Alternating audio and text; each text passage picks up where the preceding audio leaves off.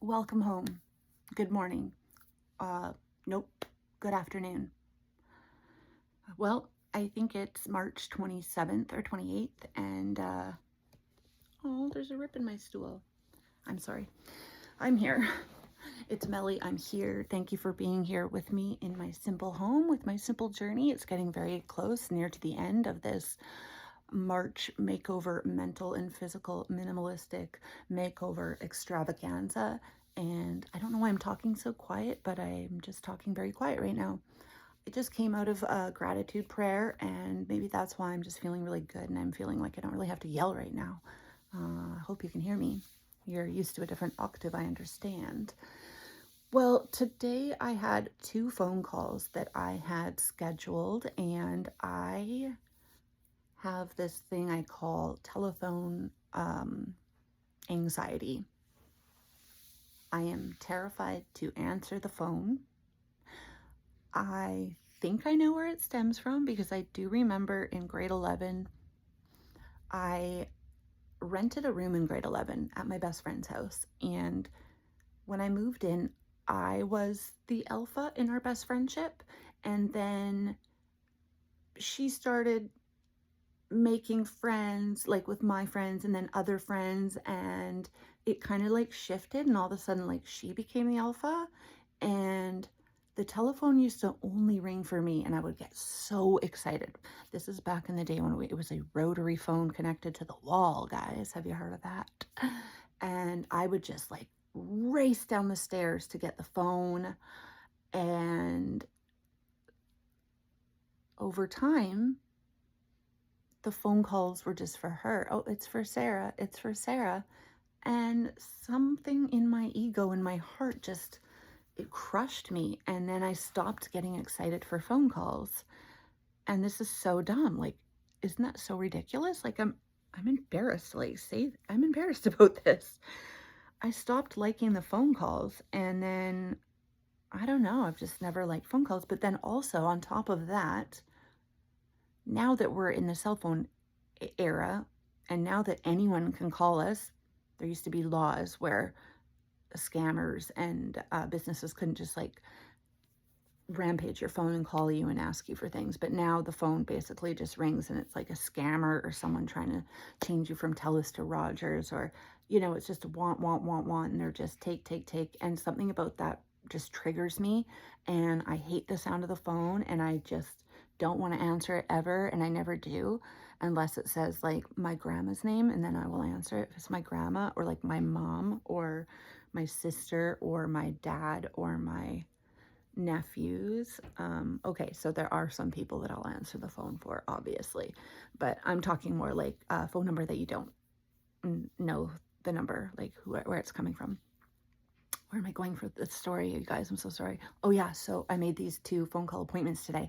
One was for my doctor, and my doctor's away, so it was a stand-in doctor that I had to get refills for, and I have like specific medications for my fibro and depression and anxiety and stuff. And so I knew that I would have to talk about each drug and why I use it and how long I've been on it and how it works for me, and if it's not working or if it is working, if there's any changes I want to make.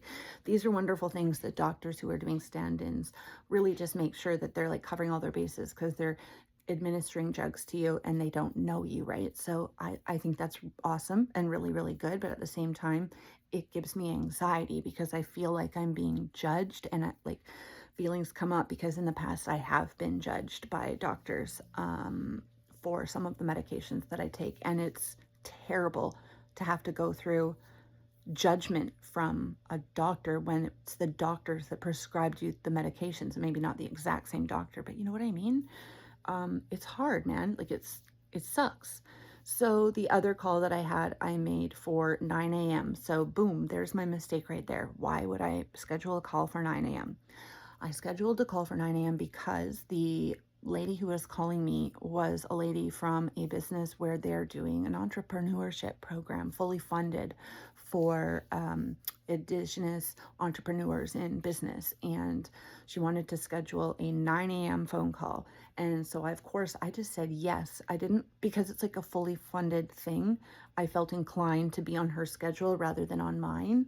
And I should have just been honest and said, you know what, I'm working very late tonight, and I won't be available at 9. How would 11 work? How would 12 work? But for some reason, I didn't feel confident in saying that, so I agreed to 9.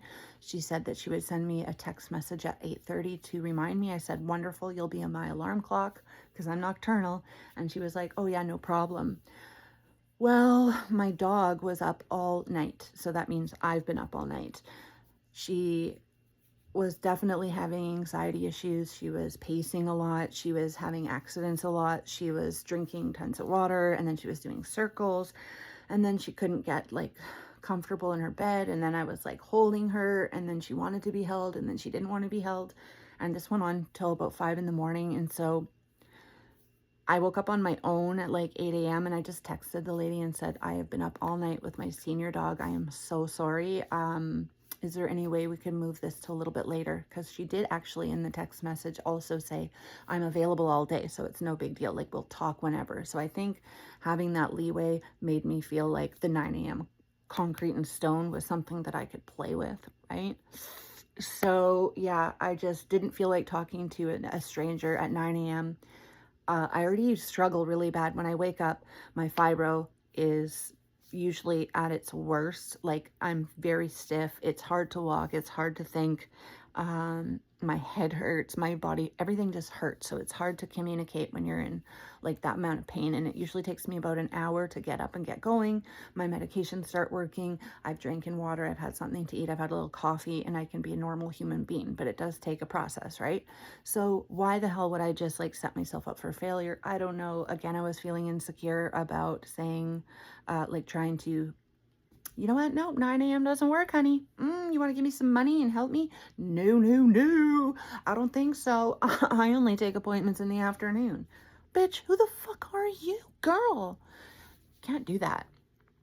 But maybe I should have, because look where we are now. So it's kind of weird. So I'm feeling like, I don't know where we stand right now, because she didn't text me at 8:30 a.m. and she has not responded yet to my message. I think everything's fine. I'll let you know. But yeah, the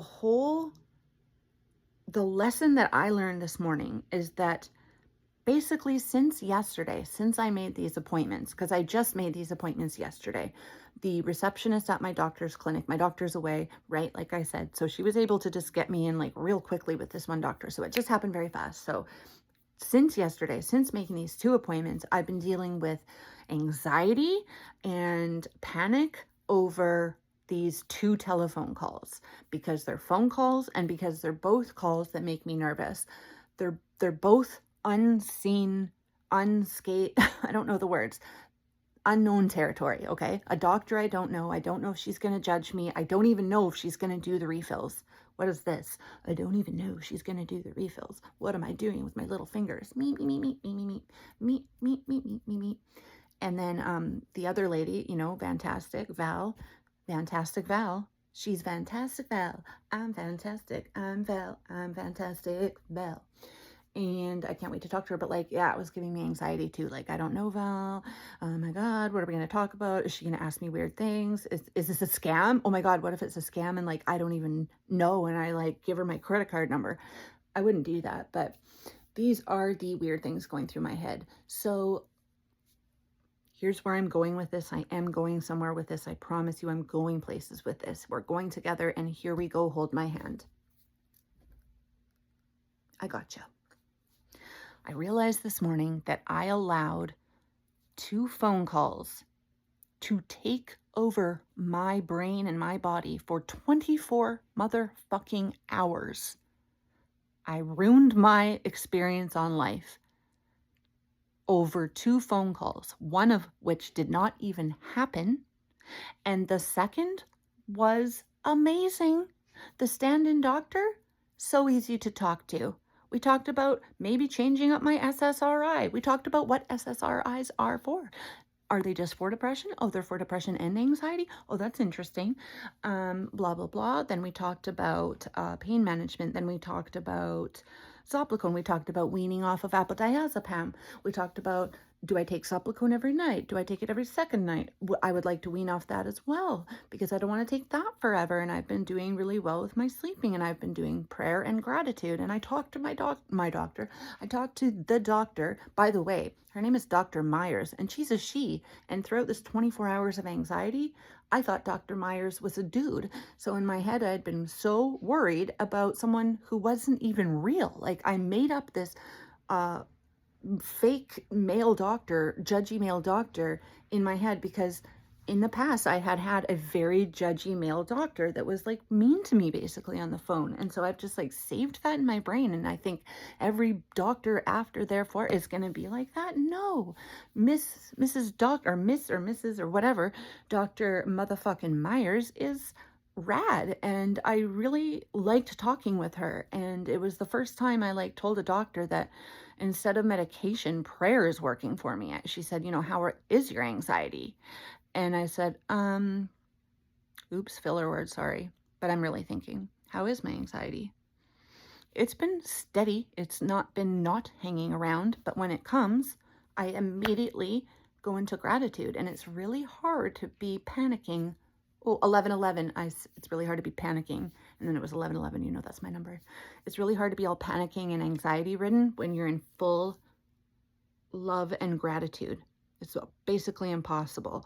So I told her I'd been doing these. I've been getting down on my knees and just praying and being still and going from head to toe, gratitude for every part of my body.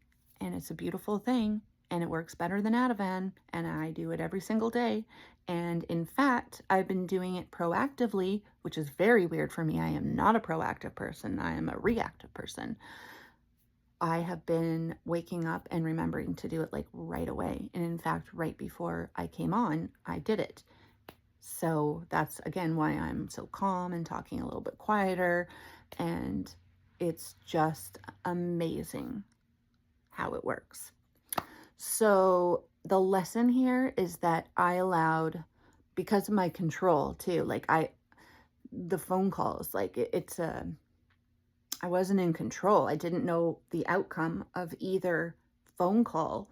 So that was me scared because I didn't have control. And you know what? Like, control's like an illusion anyways, and control's not necessary anyways, because you know what? We're not in control of anything. We think we are not in control of anything.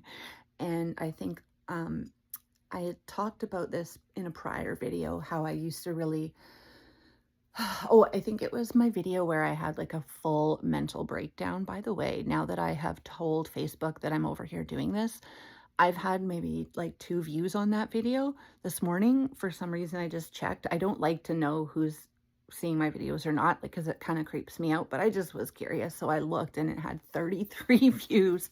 And it's just funny that like that video's been there for probably like 3 months and it's had like 2 or 3 views. And now all of a sudden it has 33. I'm like, 33. Whoa, that's crazy. 33 people have watched me have like a complete fucking mental breakdown. Awesome. That's great. I lost track there. Something about like, yeah, we're not in control of anything. Oh, that's what it was. When you're in a partner, when you're in a relationship, when you're in a marriage or a friendship, if you have somebody like you're doing life with, right? You kind of have them to lean on. Sometimes they can make the decisions if you don't feel like making decisions. I didn't realize how much of an indecisive person I am until like I'm alone here and I have to make decisions, and I'm so indecisive, and I just didn't realize how much I leaned on Kurt for decision making. Like, he made all the decisions and I loved it. We're going to go here this Saturday night. And on Sunday, we're going to go 4x4ing with Kate and Jesse. And then on Monday, we're going to do this. And then this for education night. And blah. I just like leaned in on it. And now I have to make all the decisions myself. And I just, yeah, sometimes it feels lonely. But the point is that I'm never alone. I'm never alone. Like, I'm connected to source. I'm connected to everyone. When you let go of the control and all that shit and you just go, like, you literally just go, I'm just going to kind of give up. I'm just going to go with the flow. Enough pushing and prying and trying to control and compartmentalize my life and make little lists and go from A, B, C, D, E. Like, just fucking let go and let go, let God. I said that sentence at my friend Ange and Tamasha's like 15 years ago. And I remember Ange's eyes just like lit up and she was like, oh my God, Mel, that's brilliant. Let go, let God. And I was like, let go, let God. Did I just say that? She's like, yeah, you said let go, let God. And I don't know, maybe millions of people probably say that, but it was the first time I said that. And we both just had like a crazy aha moment. We both really did. It was crazy. And so, yeah, when you just go, you know what? I'm actually not in control. One thing I can control right now is how I'm interpreting the world and myself and my mind and my feelings. And how am I feeling right now? Good. I'm warm. I'm clothed. I'm in a good, nice environment. I'm full. I'm loved. I'm happy. My dog's alive. You just start checking in on these things and it's just so calming. And again, because I did my gratitude and prayer before I jumped on this video, I think you can even probably notice how much calmer I am. Can you? I hope I'm not being fake. Like, I hope this is not a facade. A facade.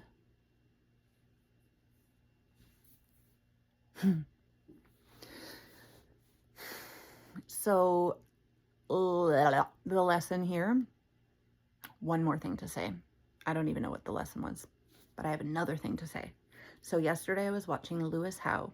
He's a YouTuber. His show is called The Greatness of Life or something. Shit, now I'm forgetting. Life is Excellent. Fuck, I forget. Anyway, YouTube, Lewis Howe.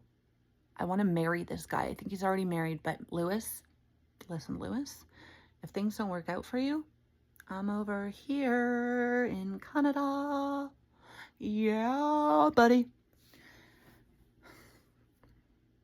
He had this amazing doctor on, and he practices something, what's it called? I forget, but it was just incredible. I've got to get you guys the information because you have to watch this YouTube. It's way too good. And I just kept rewinding and watching over and going, oh, rewinding, watching over. There was all over the place. Everywhere there was. He has this business, okay? He's got this, ringing in my ear. He has this business that brings in hundreds of millions of dollars. And he wasn't there yet in his career, but he was doing very well. And one day he got a call from somebody in his office and they said, there's a problem. We've lost him $1.1 million. And somebody scammed us. They broke into our computer and they demanded that an invoice be paid from one of our manufacturers, yada, yada, right? So $1.1 million. So of course he starts freaking out and like, oh my God, like, oh my God, oh my God, oh my God, right? As soon as he notices this energy, he realizes how pointless it is and that it is a lesson. It's a lesson from God that is being given to him, and that the best thing for him to do in that second was to thank God for the loss of $1.1 million. Thank him, glorify it. He started dancing and jumping up and down, getting his body moving, because motions, right? So he's dancing and he's moving and he's singing. He's, oh, take the money, take the money. I'm happy that the money is gone. I'm happy that the money is gone. I know this sounds crazy, but listen, I'm so happy. Lord, if you need to take more money, go right ahead. I'm free. Take it. I know that this is just a lesson. 1 million, take 2 million. Listen, take it all. I don't care. I'm free. I am not tied to that because guess what? I am not in lack. That money came and goes, and guess what? It'll come right back again because I am not in lack. I live in abundance. My life is abundant. I'm wealthy. I'm rich. I'm successful. I'm a good person. I don't know why I keep counting on just these ones. Should I use the thumb? I'm going to use the thumb. He felt alone. 1, I'm fucking amazing. 2, I'm an awesome boss. 3, I am made of money. You took $1 million? Oh, take 5, take 10, take 100 million. He disconnected. He didn't need to be in control of the situation. He realized it was just a test from the universe. It was just a test from God, and that he would make that money up and way more thereafter if he just let go of trying to control that situation in his environment at that specific time. And by doing so, he would level up energetically. He would raise his vibrational frequency, and he would make it to the next level. And he knew that in his bones, and his practice, which I can't remember the name of, but he's a spiritual man. His practice, he knew that God was going to elevate him up to the next vibrational frequency. And that new vibrational frequency was going to be stronger and be able to connect him to even more wealth, connect him to even more love, to more divine energy, to just be better. So not going to be afraid at all. It turned out that they were not able to get back 1 penny of that $1.1 million, not a penny. And you might think, well, that's truly unfair. And they did go on to investigate it, and they brought in FBI, and they did all the same measures. It doesn't mean that he was just like, sure, it's taken, I'm not going to deal with it. He still, in his life, dealt with, in a practical way, what you do if you lose $1 million, right? You don't just like bow down, do nothing. It's just his energy about the whole situation was different. So if he dealt with, and he said this, he said, I would have dealt with the situation exactly the same, but the difference would have been my energy and my frequency would have been off. So that would have happened to me again because I didn't learn the lesson. So if I had gone through that whole thing, freaking out, in lack, not, trying to be in control, not just giving in to the divine and going, oh, this is here for a reason. I don't know the purpose, but luckily I'm just a really, really rich human being, and not just money-wise. Like I'm completely taken care of. So this does not define me or change my life in any way. If he hadn't done that, then this would have just happened again and again, and maybe worse. And maybe he would never get to level up and become a better person, but he did. And so, yeah, they didn't make any of that money back. But here's how the universe works. Something in their social media went just randomly viral one day, a few months down the road from that, and it took their business from being like a $10 million a year business to like $100 million business. So because he had gone through the transformation just the way that he was intended to do, he and his business and his business partners were able to become like obscenely incredibly wealthy. And it was such a cool lesson. So then I wake up this morning and I check my emails, and the first email that I see is an email from PayPal, and it says my email, and then it says some guy's name in the United States, and that I have purchased an iPhone 16 plus triple Apple, whatever the fuck, right? Fanciest, newest phone, I'm sure. And that I owe like $950, like $1,000. So in this guy's life, $1 million to him, right? In my life, I'm not a multi-millionaire, right? So $1,000 to me is kind of like $1 million to him. So I found it very comical that the universe was able to see how I was watching and learning last night at like 2 a.m. about the whole thing. And it was so valuable to me because so many times, including these 2 phone calls that I set up this morning that were stealing my time, and I was all scared and trying to control and wasn't sure about them. Like I wasn't learning a fucking thing, right? So I wake up to this email saying that I owe $1,000 to PayPal and it's due immediately. I did exactly that. I was like, oh my God, I don't have $1,000. Like I need $1,000 right now. And I started freaking out. I went straight into lack. I went straight into fear. I went straight into control. How am I going to fix this? What am I going to do? I need to call MasterCard right now. I need to call PayPal right now. I need to change my email. I need to, oh God. And then I just stopped and I was like, oh my God, Mel, shut up for a second. Mel, calm down. Mel, stop. It's a lesson, motherfucker. See a lesson when you see one. And I just stopped and I was like, that's too funny. That's so funny. I said, you funny. You are funny. And I just let God. I was like, well, that's funny. And that obviously isn't right. And that obviously is a joke. And it'll obviously get fixed. Has nothing to do with me. It's not going to steal one iota of my day. Iota, not one iota of my day. It's not going to upset me. It's not going to change the way I feel physically or mentally. It's not going to take any money from my bank account. I'm not going to owe PayPal $1,000 because I don't owe PayPal $1,000 and I never bought a cell phone and I'm not whatever this dude's name is. And good one. Well, then I go into PayPal because, of course, got to do the due diligence. I am living in this life. So I go into the PayPal and sure enough, $0. You don't know anything because I dealt with it perfectly and I had just learned the lesson and then I got to be tested. Like literally 10 hours later, I got to be tested and it just shows me that, yeah, that's reality. That really works. That's real. That's true. So I'm going to continue to let go. I'm going to continue to just have faith in myself, get this house ready to go.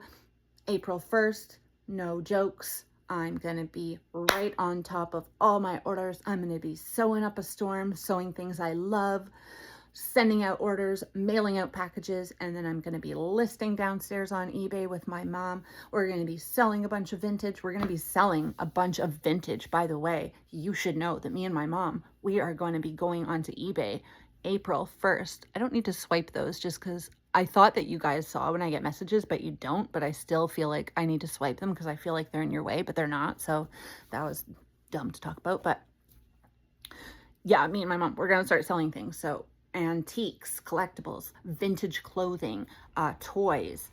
My mom has like a crazy inventory. You would die to see this inventory that my mom has. You would die to see this inventory, and you don't have to die because you're going to see it because we're going to be listing it and we're going to be just absolutely killing it. Marianne's closet and Mel's closet.